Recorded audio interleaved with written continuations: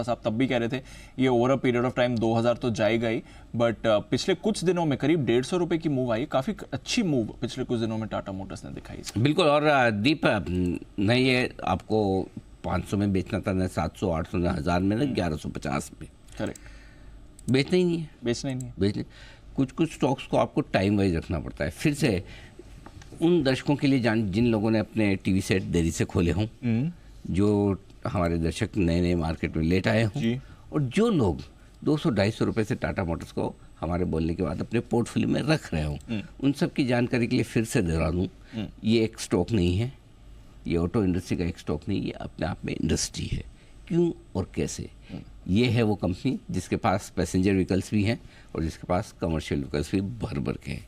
ये वो कंपनी है जिनके पास सस्ते सस्ते पैसेंजर व्हीकल्स भी है, जिसमें 2-4 लाख रुपए की गाड़ियों से लेकर महंगे महंगे पैसेंजर व्हीकल्स, महंगी से महंगी गाड़ियाँ भी। ये वो कंपनी है जिसके पास प्रीमियम प्रोडक्ट्स भी हैं, तो एकदम सस्ते प्रोडक्ट्स भी। ये वो कंपनी है जिनके पास इंडिया में बिजनेस है, और ये वो कंपनी जिसके विदेशों में भी है कारोबार, JLR, जैगुआर लैंड रोवर। बिल्कुल। ये वो कंपनी है जो डीजल और पेट्रोल वाली स्पेस में तो लीडर है ही, इलेक्ट्रिक व्हीकल्स में भी अब इंडिया की टेस्ला मानी जाती है। अब मतलब एक खाली ये है कि 2 व्हीलर और 3 व्हीलर नहीं है, इसके लिए अगर आप माने कि इंडस्ट्री नहीं है अपने आप में पूरी, तो अलग बात है। But otherwise passenger vehicles, commercial vehicles, electric vehicles, premium car, क्या नहीं है टाटा मोटर्स, सब कुछ। तो एक शेयर में आप पूरी ऑटो इंडस्ट्री खरीद लेते हैं, ये समझ के चलिए। इसलिए जब तक कहा ना जाए बिल्कुल बेचने की कोशिश न करें। तो डायलॉग आपने बताया। करेक्ट। ये पुलिस स्टेशन है, तुम्हारे बाप का घर नहीं। जब तक बैठने को ना कहा जाए चुपचाप खड़े रहो।